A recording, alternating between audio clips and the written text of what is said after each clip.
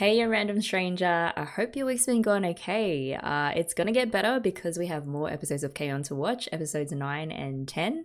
I'm very much looking forward to these episodes and I'm happy you're here. A couple of you mentioned your favorite moments from the last two episodes, and actually, they were also mine as well. So we had Yui blanking out on the lyrics when they were performing for the new students, and Mio coming in like a boss to save the day. We also got to see Yui really shine as a hype man for the band and as a leader as well. And of course, we were treated to a new song, My Love is a Stapler. So I looked up the English translated lyrics, and they are surprisingly deep. Like in the chorus, and I'm not sure how accurate this translation is, but apparently it says, "My sparkling, shining wishes have slopped in with my worries. That's right, let's just staple them together. My mood was only simple at the start, but it got hot inside without me knowing, and somehow the staples no longer go through." So I guess that means I have so many feelings and worries that I have no idea what to do about them anymore. It's strange because it's such a happy sounding song, but with such heavy lyrics. I don't know. Let me know what you guys think because it may be slightly too next level and Shakespearean for a pleb like me to really understand its meaning. Other things in the comments. Shout out to EgoLeia13 and anyone else who was in the same boat and waited for the 2+ something weeks that I took to post an update without watching ahead. Well done, mate. Good on ya. If I were in your shoes, I totally would not have waited and just gone on ahead. So I think you deserve some kind of award, something you can hang up on your wall and show your future grandkids. Also, thank you to those who gave me random facts. I love them. Please keep them coming. So I did ask about what people in Japan eat over Christmas.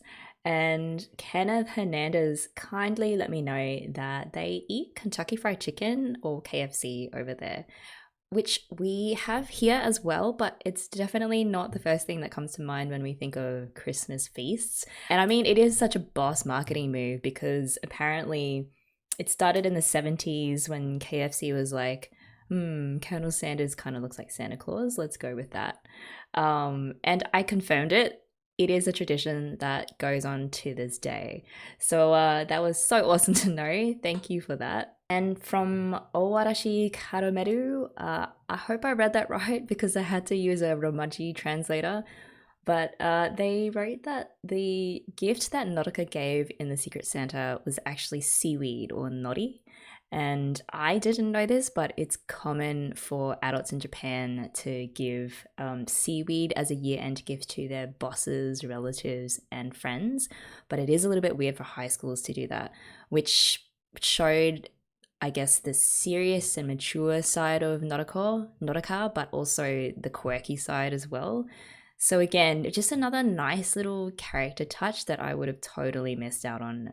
So thank you so much for letting me know. And speaking of characters, between this video and the last reaction, I've been trying to kind of pin down why I keep going on and on to you guys about how much I love these characters in K-On! And why it is that I at least connected so quickly with them. And I think I've boiled it down to not only are they complex characters on their own, but they also have some really fascinating relationship webs between all four of them that are constantly being pulled on and developed and evolved as the story progresses. I'll show you what I mean with this totally academic character map that I prepared earlier. Hang on, let me just pull this up. Hey, okay, welcome to K-On! Lecture 101, Character Mapping. Just for the sake of analysis, I'm going to be spending the next couple of minutes mapping out our characters and their relationships with each other, at least as far as they stand right now. Please feel free to skip this part and jump straight to the reaction using the timestamps down below, but if you kind of want to get into a bit of K-On! Meta-analysis, stick around, and I am curious to see if you guys agree or not and if you have any thoughts as I go on. All right, so as I said before, these characters have continued to reveal just how complicated and multifaceted they are with each episode. It's like real life people, right? No one ever just has one side to them, and often there's a lot of internal conflict between all the sides that make up me or you or these characters. So let's start with Mio. If there's one word that could describe our first impressions of Mio, it would be sensible, to me at least. She's got her head screwed on right, is really serious about practicing music, and has everything in order. But then she's also extremely self conscious, and whenever something slightly scary or embarrassing happens, that calm demeanor of her absolutely just falls apart and she goes into absolute panic mode. Ritsu, I would say, on first impression, is equal parts mischievous and bold. So I just put mischief there. I know it's not an adjective, and neither is panic really. But yeah, if there was one word to describe Ritsu, that would be it. She is super confident and is a serial prankster, particularly when it comes to Mio. And I think really it was her determination to get the Light Music Club going again that started it all in the first couple of episodes. But despite all the constant joking around and the showmanshipy flourishes in the way she talks, there have been moments when that side of her, that super caring deep down for her friends, comes out. And we know that she's actually looking out for them and is really aware of how far she can push them or not. So yeah, that caring side of Ritsu I really appreciate seeing. And Mugi, Mugi. She is still my best girl, and at first she kind of came off as very sophisticated, coming from a mega rich family background, and just in the way that she carried herself. But then slowly, I didn't even know what it was. I've just put question mark unique side of her that is quite eccentric starts to emerge, and she kind of gives me like fish out of water kind of vibes, like she's a superior life form that just landed on Earth and is really curious about exploring it and poking things and whatnot. Basically, her mind works so differently to everyone else around her, which is partly why I love her so much. And then we have Yui. So here we see like the very first scene of Yui is her super klutzy side, her absent-mindedness, and I guess her inability to focus on more than one thing at a time. She's just a real scatterbrain or a klutz. But more and more, we're getting why she is the lead of this group, and it's because her optimism and her insane musical talent and her shamelessness, really. I mean, but in a good way that is able to really help the other girls envision how good of a band they could become. Right, so on their own, these different sides to each of these girls make for really interesting characters, but it's also how these different sides play against each other in an almost exponential kind of way that makes K-On! So good and so entertaining. So we have, actually, let's just put this on. So we have between, nope. Give me a sec. We have between Mio and Ritsu, we have like the old married couple. The old married couple. I'm so bad at drawing using the mouse. But you guys can read that, right? Okay, old married couple. They fight a lot. They get on each other's nerves. Well, Ritsu probably gets on Mio's nerves a lot more, as evidenced by all the head bruises that she gets. They're like fire and ice, I guess. But at the end of the day, they know that they've got each other's backs, and they even understand each other without really having to communicate in words, which is so interesting. And they just give up this feeling like they're going to always be together, like no matter what, even into the future. Okay, so between Ritsu and Yui, we have, of course, the infamous Dumb and Dumber vibe. Dumb and Dumber. And I think someone mentioned this before in a comment, but it's like they do the straight man, funny man comedy duo act. So they feed off each other's joke kind of energy until it grows and grows and confuses and annoys everyone else around them. But they also pay each other out a lot. So like they're pretty merciless when it comes to teasing each other as well. Okay, so Mio and Yui, I would say like I'm glad that we saw more of their relationship dynamic last episode, which I'd call kind of like best bandmates. And it's not that they're not good bandmates with like the other girls, but you know, being the lead singers, they have to kind of have each other's backs in a different way. So Mio, of course, being able to pick up where Yui might forget something or is concentrating too much on her guitar playing. But Yui also, like a couple episodes back, where she, in just a really carefree way, inspired Mio to really believe in the idea that they could actually grow as a band and be really, really good at it. So yeah, that was really, really nice to see. Okay, so we've also got Mio and Mugi. And again, in the last episode, I forget if it was 7 or 8, but I'm going to call their vibe best girls. So unlike Ritsu and Yui, who don't really care for fashion and appearances, these two seem like they share clothing and diet tips, and they have a shared hatred for people whose metabolism is insane and can eat whatever they want. So it was nice to see them share that, you know, I guess they are both more sensitive to the challenges of being a high school girl than maybe the other two are, and I really want to see more of Mio and Mugi. I guess kind of the lesser known vibes are between Mugi and Ritsu, which someone did tell me that this comes later on, which I'm very excited to see. And between Mugi and Yui, I guess like food.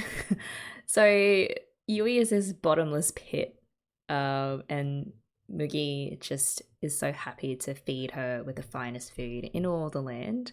But I would be curious to see if there's more of an emotional development between these two. So to sum up, like the general rule is the messier this map, the more interesting the show. And my crappy writing probably helps with that. But like K-On! Is just really good with making you think a character is one thing, but bit by bit you discover that in fact they are so much more, and they might be flawed, but those contradictions and complexities just make them more interesting. Which brings me to Azusa, the new girl, who is a complete mystery at this point. And some of you commented that you were kind of unsure of her when she first showed up, but ended up loving her anyway. So I kind of get that. Like looking at this crazy character map or web, whatever, with these four, they are already quite well established character lanes and dynamics. And when you put two of them together, or three of them, or four of them, you just get these really interesting combinations. And it's deliciously complex. So throwing in a fifth character into the mix, I'd also wonder how they'd balance each other out. One, her own internal personality, like can she really distinguish herself from these four?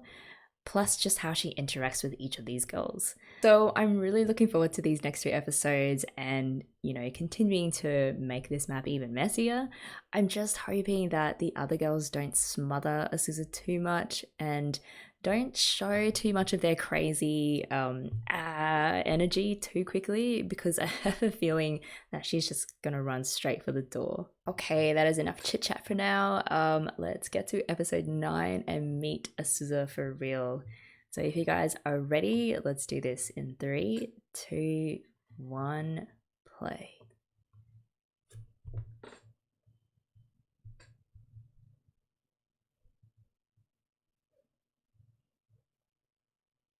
She's so cute.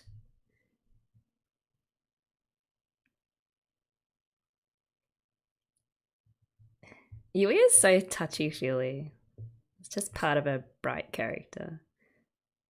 Nakano.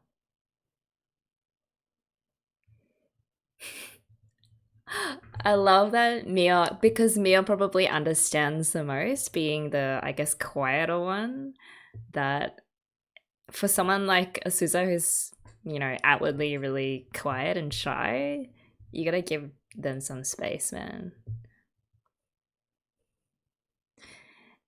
I think I liked Azusa right away because I am that person. Like I don't do really well in big group situations, and I kind of hang back a bit and, just chill out in the background. So I'm really excited to see if she's the character that I'm like, yep, that's me.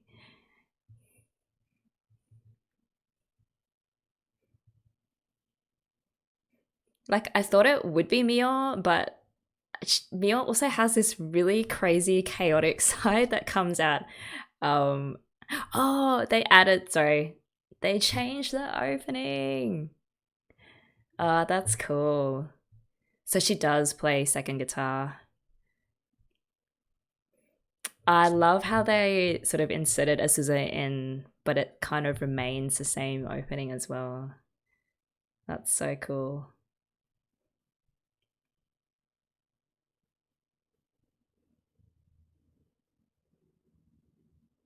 Nice.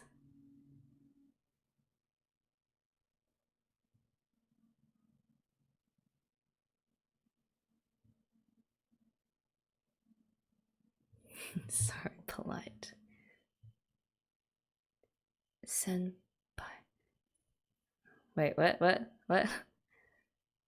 Oh, it's like a term of respect, I guess. And Yui's letting it go to her head.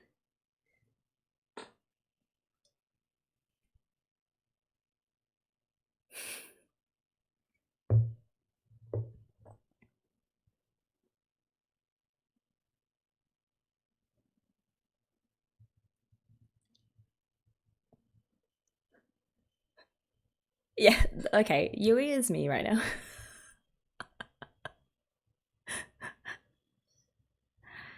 Oh, she's a rock god.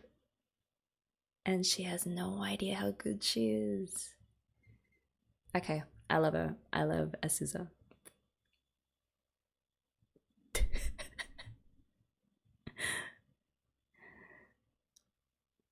Yeah, Ritsu, put her back in her place. Now you put your foot in it, Yui. I mean, Yui's not bad, but that was amazing.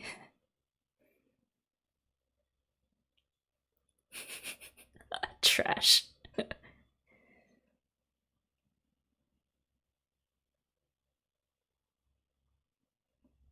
Yeah, it was the performance.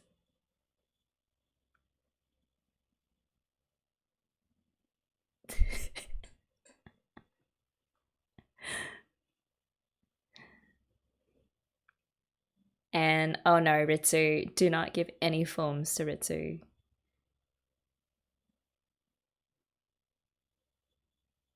Okay, so far so good. They managed to keep their hands off her. There's our old married couple on the same page.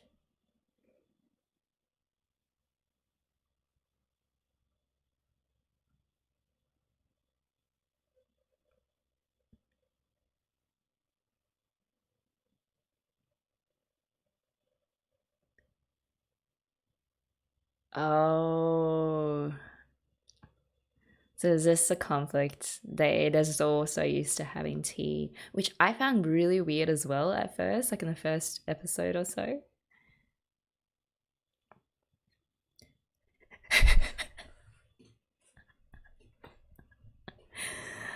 Oh, and she's gonna find out the kind of person Sawako Sensei is. Oh my god, she's gonna run.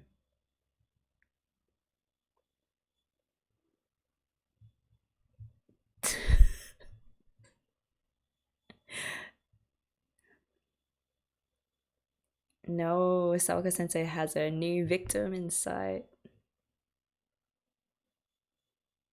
Even Mia has Because I thought Mia was the one at the beginning that was like, we need to practice, practice, practice. And now the other three have just totally dragged her down.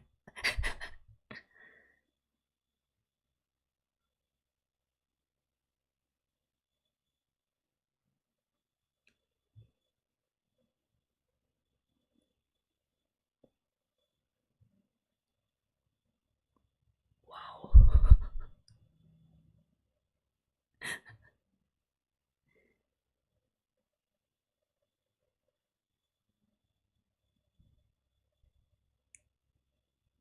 Wow, they've already broken it and it's been like 2 seconds.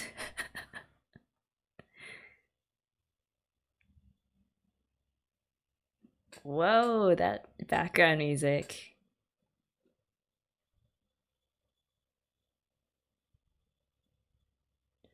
Mugi.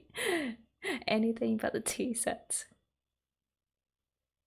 Wow, she's even dressing down Sawako sensei.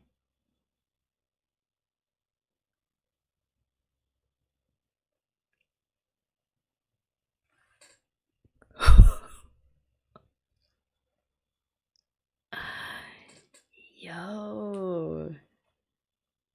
Yui mama. That was some magic hug.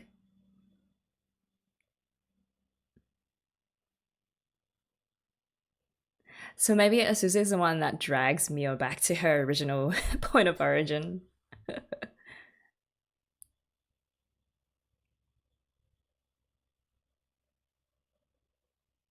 It's so dramatic.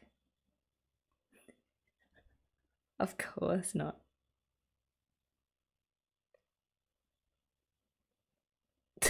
Drumsticks.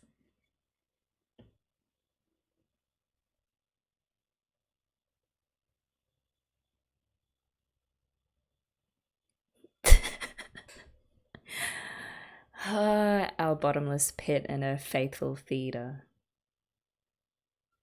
Okay, but that wasn't a Sousa level. The corruption begins. Yui is such a bad influence.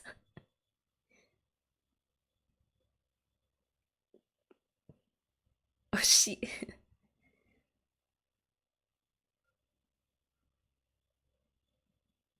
They are so evil.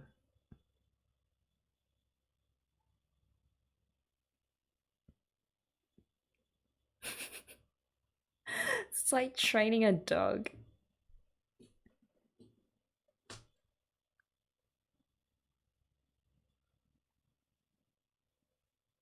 Hmm? Wait, why not? Oh, because of a scissor.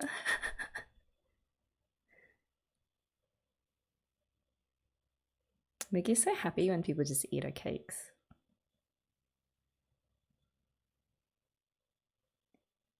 Okay. Don't. I love that was a one-liner with one word. That's what makes K-On! So great.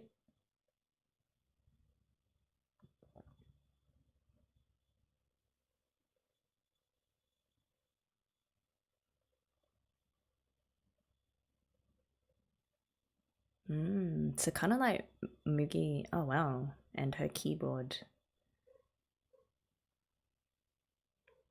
I love that they have a pro guitarist in their midst. I thought I was gonna be playing castanets. Everyone's faces.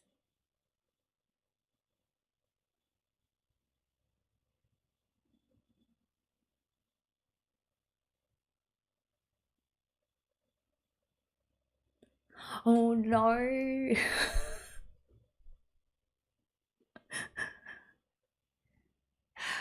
It begins. She's so small and vulnerable. Is it?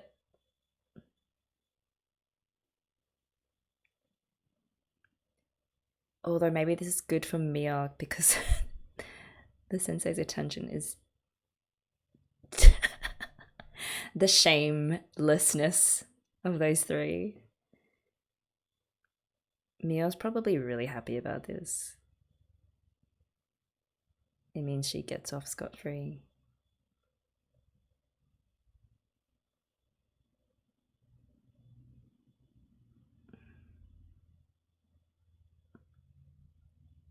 Am I meant to feel? I feel so bad for her.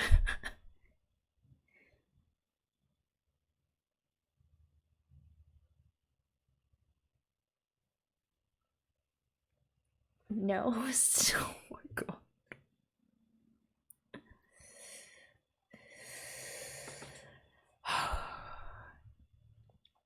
Honestly, there should be a crime forcing someone to wear cat ears and making them meow. That's so awful. Oh my god. Mio, do something.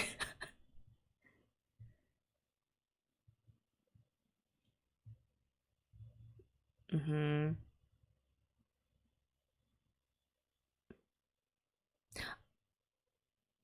She misses the attention. This is insane. It's like they have a new plaything.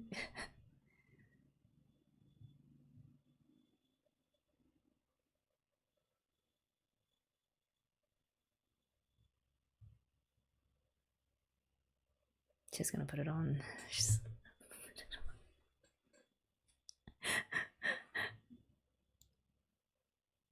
What was that? Dun dun dun dun dun dun dun dun.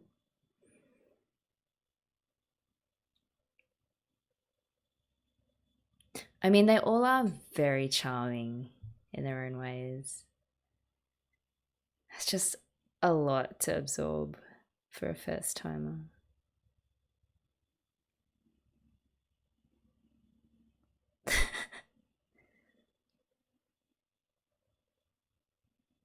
Moogie's got a double scoop. That's my girl. Oh, so is Azusa.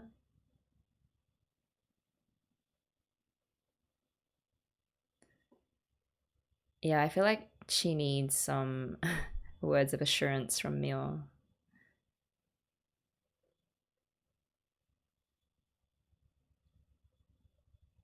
What is Moogie doing?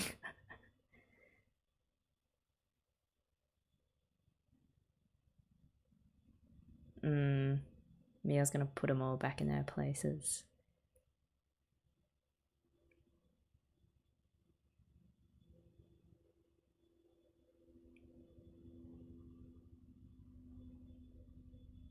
As in Yan.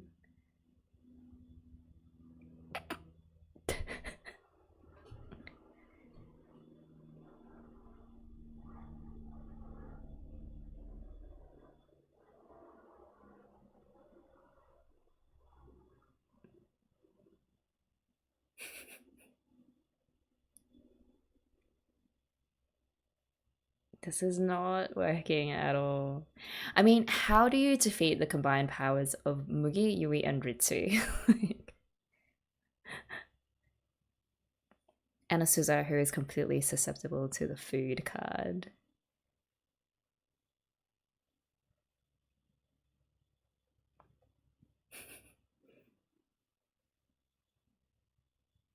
Come on, these two introverts need to connect. They need to form an alliance of some kind.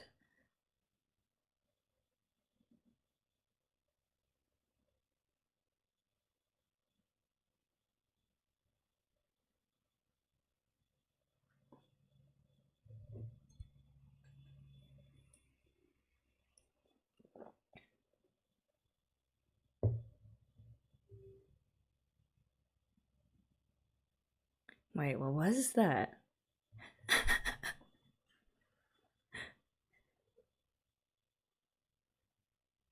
Was it the photo from when their first performance when she tripped over the wire?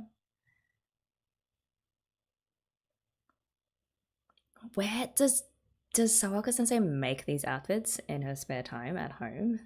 That would just be on a whole other level.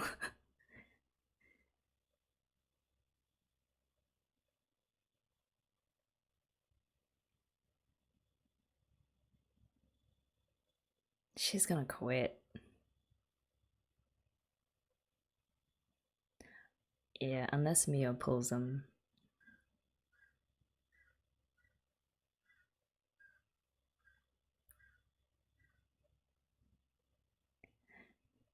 And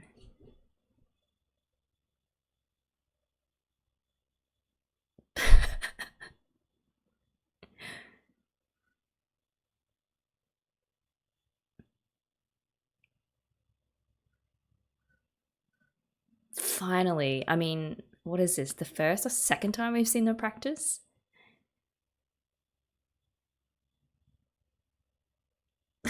Yui has to prove herself in front of her junior. Oh, auditions.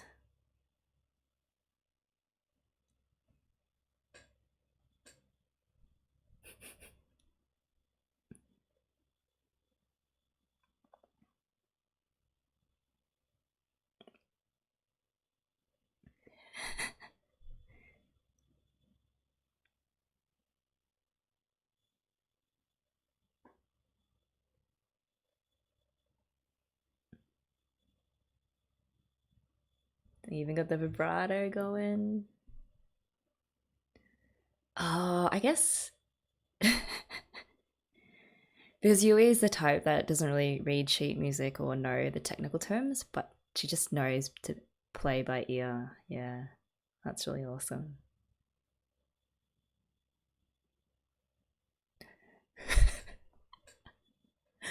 It's some music theory just slipped in there.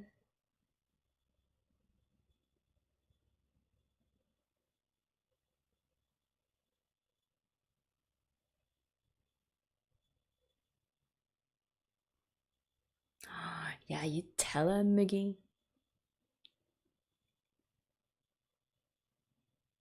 He keeps putting these weird things on the statue.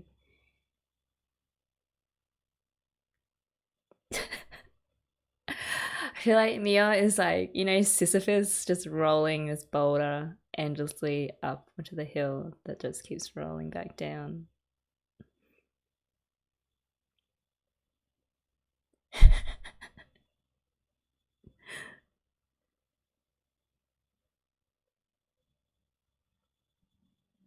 Wait, does she perform live in clubs and stuff?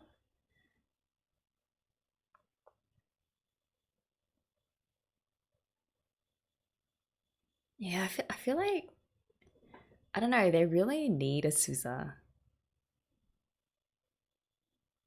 But she must also need them in other ways, like in terms of growing personally.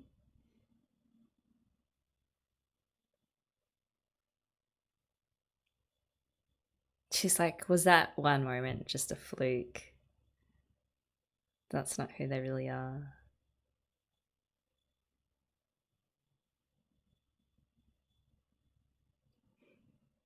Identity crisis.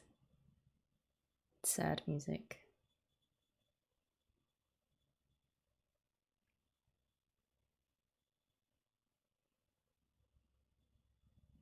Oh, it's been a while.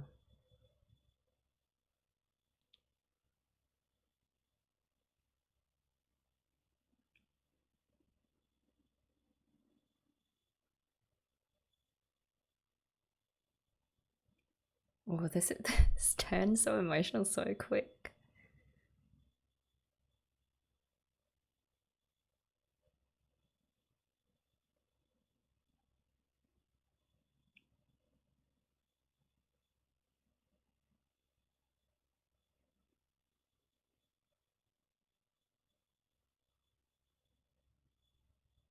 They're gonna play for her.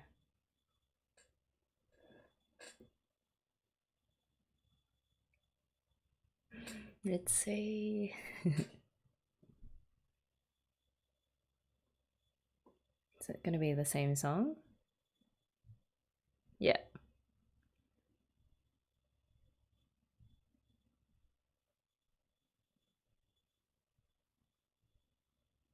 Oh, are they gonna sing for her as well? No.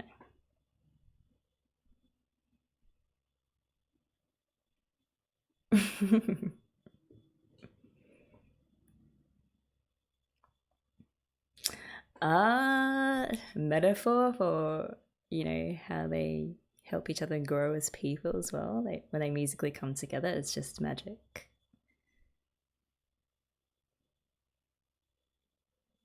I like how they always show their 4 bags put together.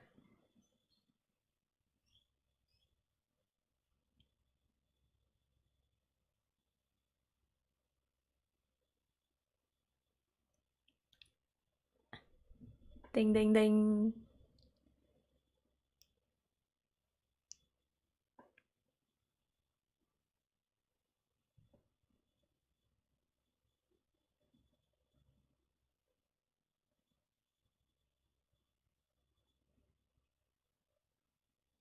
It's so interesting because Azusa saw that special connection they had with each other, even without knowing any of them beforehand. So again, it's again like it's the music is important, but it's not as important as their friendships with each other. Is this cat thing gonna be an ongoing spoof? More cute. Okay, let's go straight on to the next episode. Okay, guys, let's jump straight into episode 10, training camp again. All right, if you guys are ready, let's sync this in 3, 2, 1, play.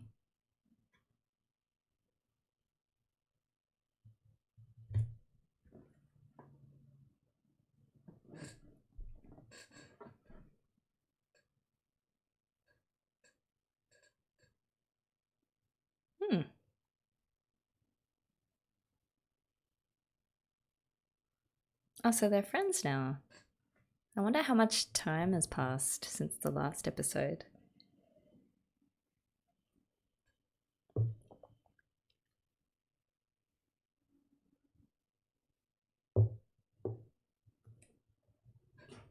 Wow, that's intense.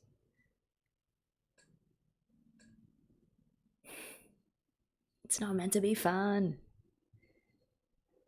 She still doesn't get it.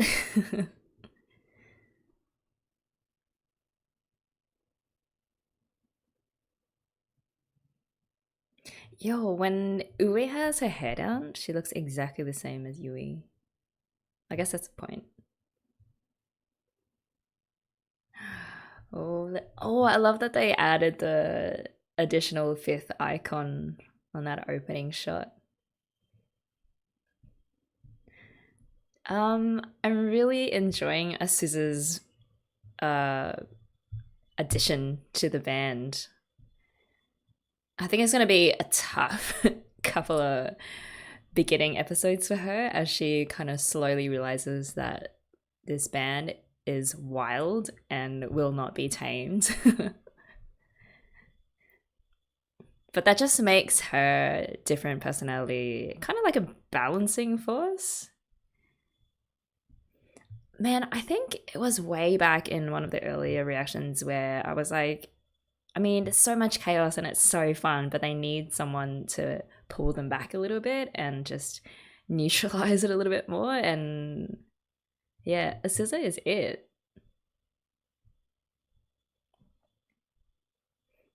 Man, they also, in the last episode, they also really pulled like that emotional moment really well. Just like came out of nowhere.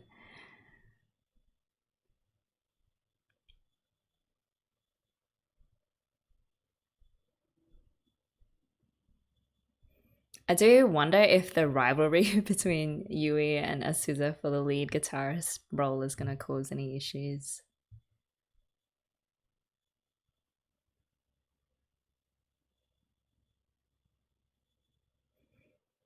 Mm.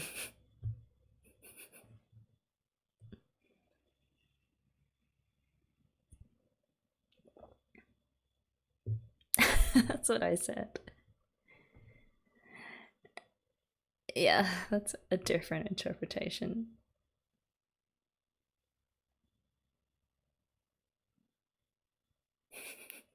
Bleh.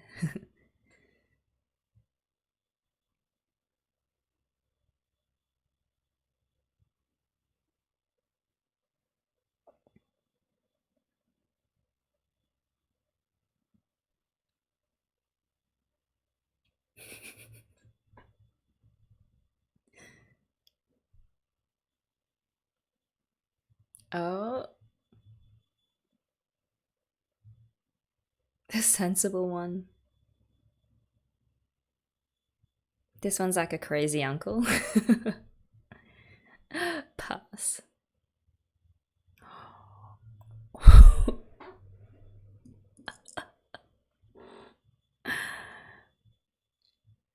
Ritsu just giving off these mob boss vibes.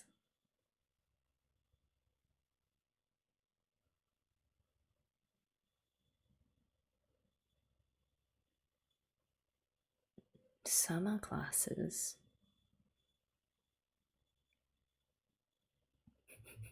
That's what everyone wants to know.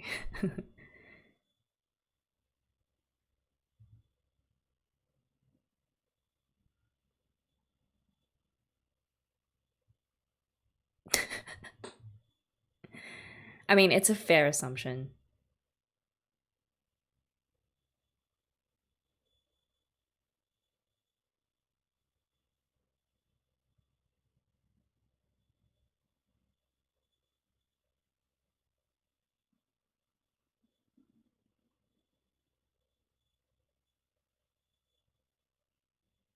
It's the butler.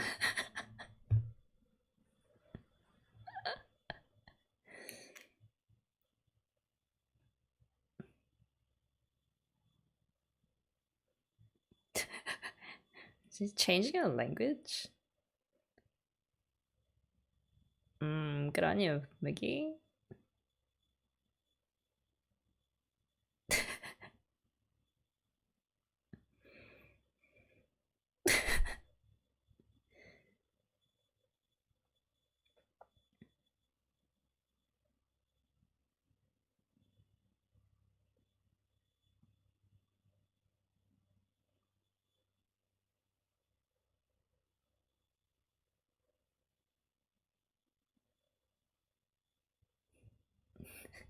This is Yui in her natural environment. I imagine David Attenborough saying.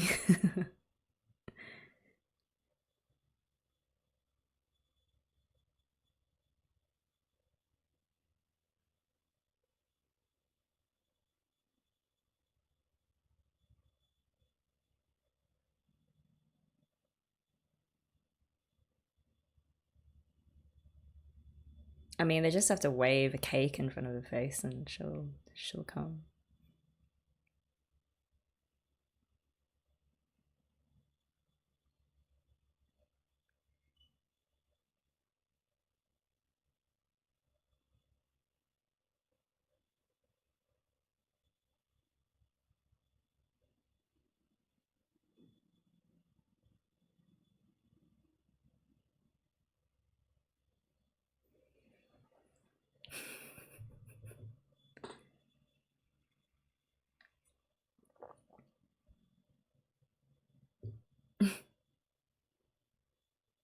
Wow, this is so different from the Mia that went to the first training camp.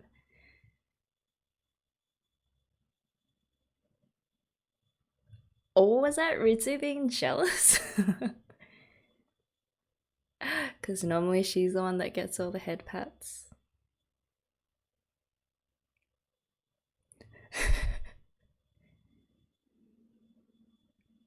I love McGee.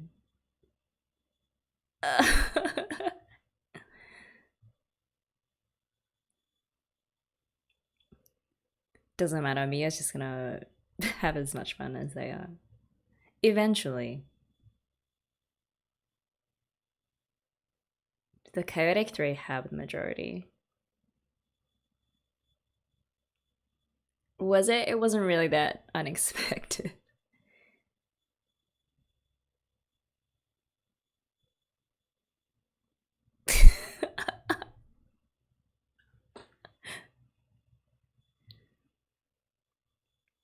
Yes, that is.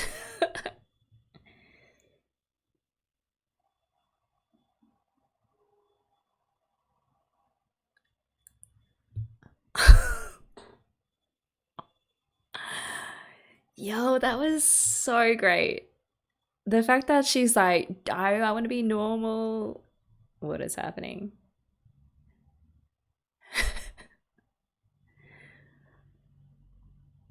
Yeah, the fact that she's just so conscious about not showing off her wealth. I mean, like, they know that she has huge houses and stuff, but she doesn't. That's probably like the tip of the iceberg. Oh, that was really cool.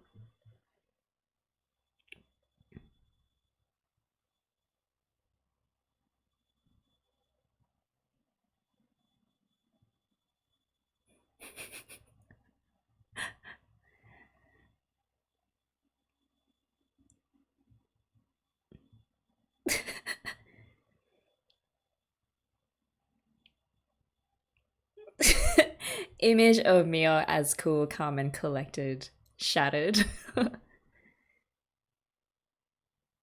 What like? Oh my god.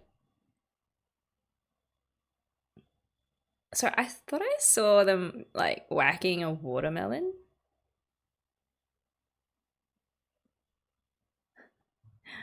But it's too far, too far.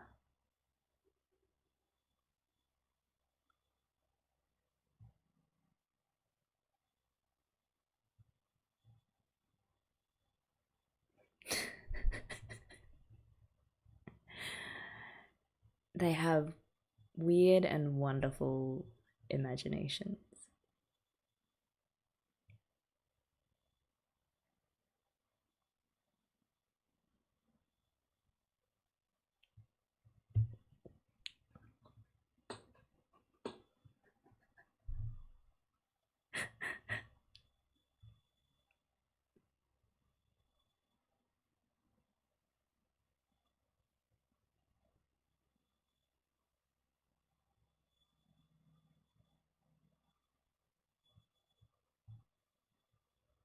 Oh,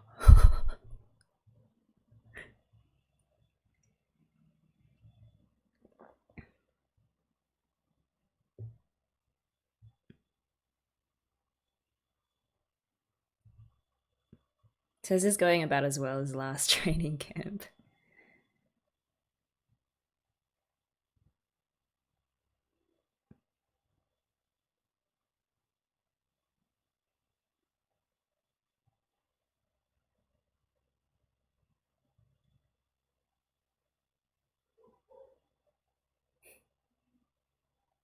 Okay, here we go. Here we go.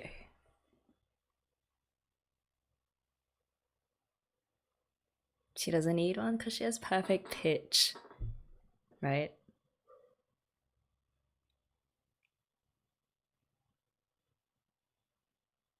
Yeah, I know people like that who just don't need any of this stuff.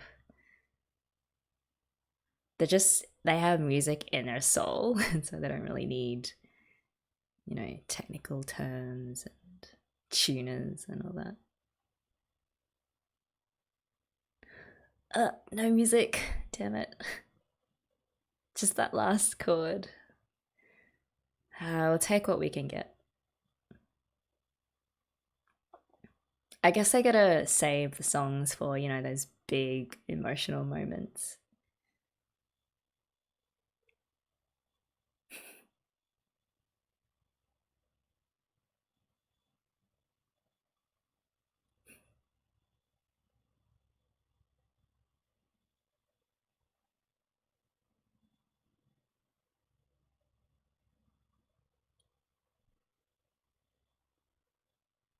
Oh, they're gonna have a barbecue? Ah, nice. Outside barbecues are the best. I wonder what Japanese barbecue is like. Like, do they use grill, kind of like Korean style? Or sticks, like Hong Kong style?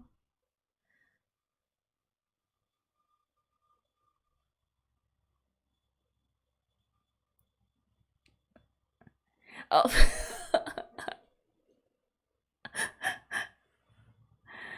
Oh my god.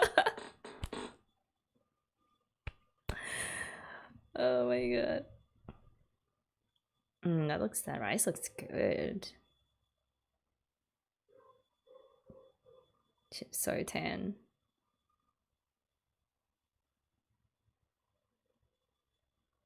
Wait, is she OCD about?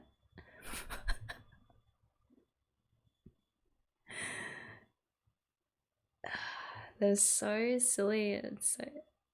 Whoa, what was happening there? Just Mia running after it too.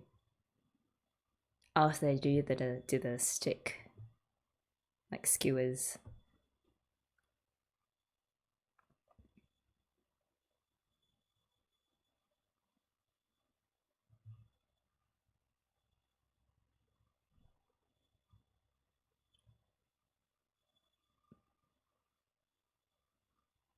Okay, it's very underwhelming.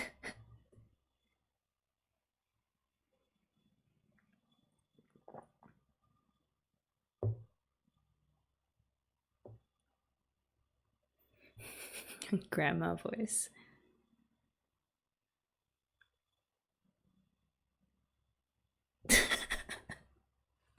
So cute. I love Maggie.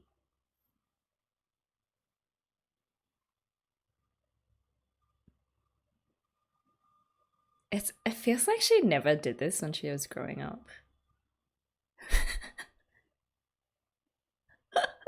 Morons.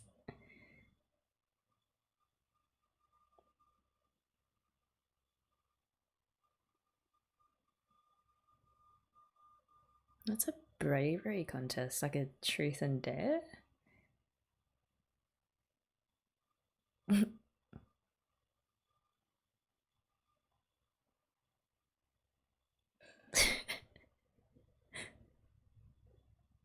Ritsu totally plays Mio like a fiddle.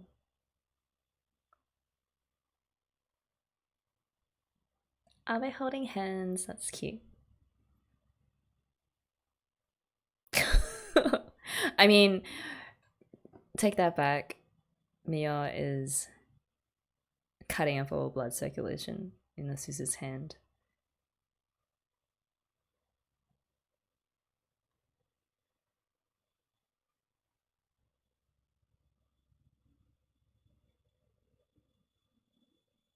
So...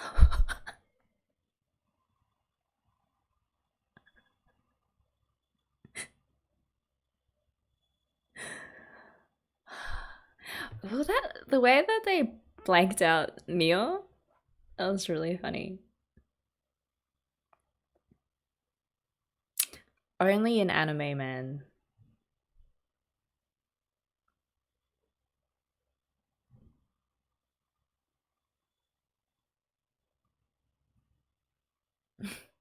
Why is she walking in the dark woods though? It's so weird.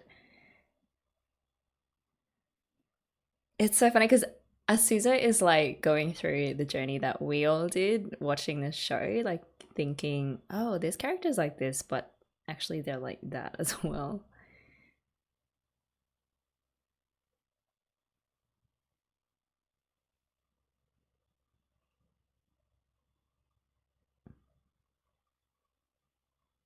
I get more of Ritsu cheering me up.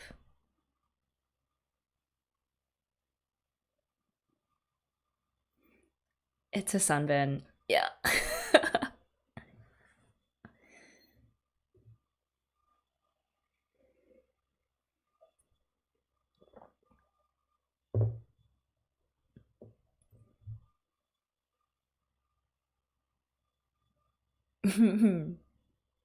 Yes.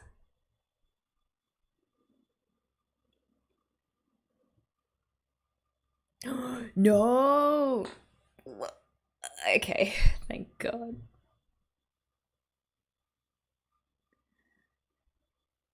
Sawako sensei is something else.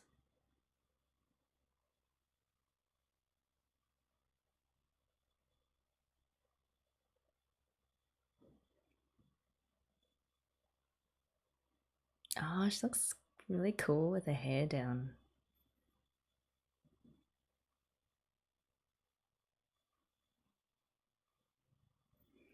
And this is her discovering why Yui leads this group.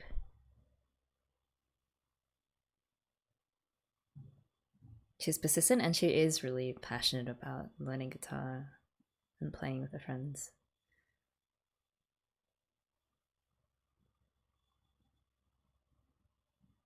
Oh, that's so cool.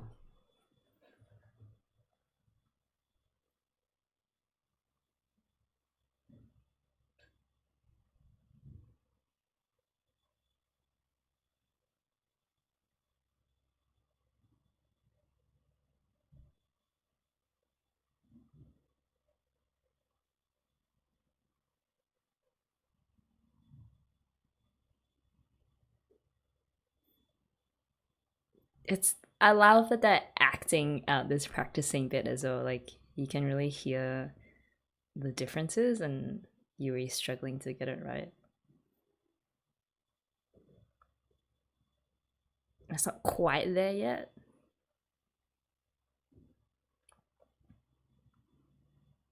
Oh, that was a really nice moment. Just a nice quiet bonding moment between our guitarists. And now Yui's just going too far with the physical contact.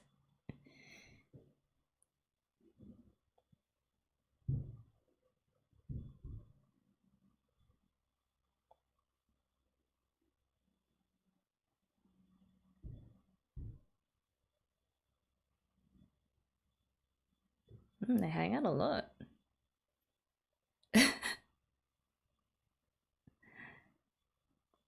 Oh, they even got the tan line.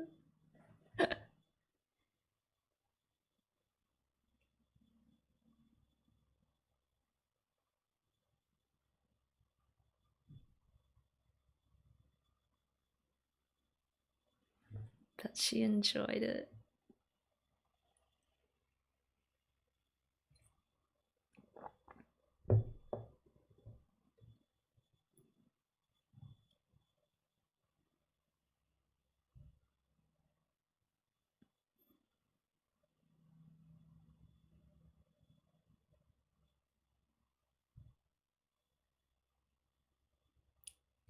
Oh, they got her. They've got her heart.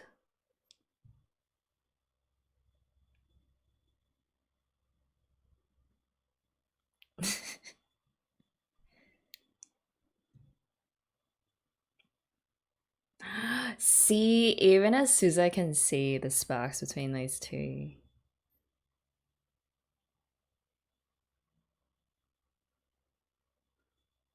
Oh, that's what you call it, childlike. Yeah. I guess that's a better way to describe Mookie than alien-like.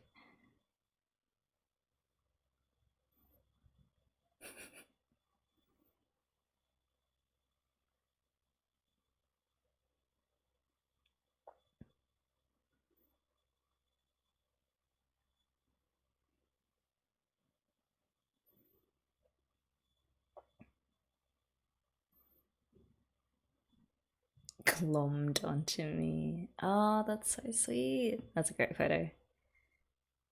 That smile on her face tells you that she's all in now. Oh man.